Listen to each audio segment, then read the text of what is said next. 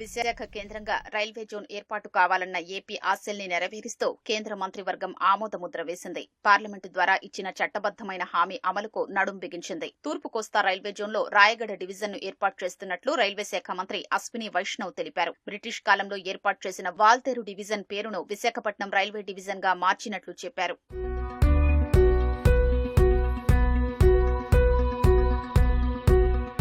విశాఖ కేంద్రంగా కొత్తగా ఏర్పడనున్న దక్షిణ కోస్తా రైల్వే జోన్ పరిధి 3000 కిలోమీటర్లు ఉండొచ్చనేది అంచనా. ఇప్పటికే దీనికి సంబంధించిన డీపీఆర్ పూర్తవగా దాన్ని రైల్వే బోర్డుకు సమర్పించినట్లు సమాచారం. గత నెల 10న కొత్త జోన్కు సంబంధించి మార్పులు చేర్పులతో తుది డీపీఆర్ రూపొందించాలని రైల్వే బోర్డు నుంచి ఆదేశాలొచ్చాయి.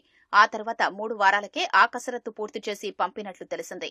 దీంతో రైల్వే బోర్డు ఆ డీపీఆర్ను త్వరితగతిన ఆమోదించాల్సి ఉంది. ఆ తర్వాత డివిజన్తో కూడిన జోన్ ఏర్పడినట్లు, గెజిట్ విడుదలయ్యాక కొత్తది అమల్లోకొచ్చినట్లవుతుంది.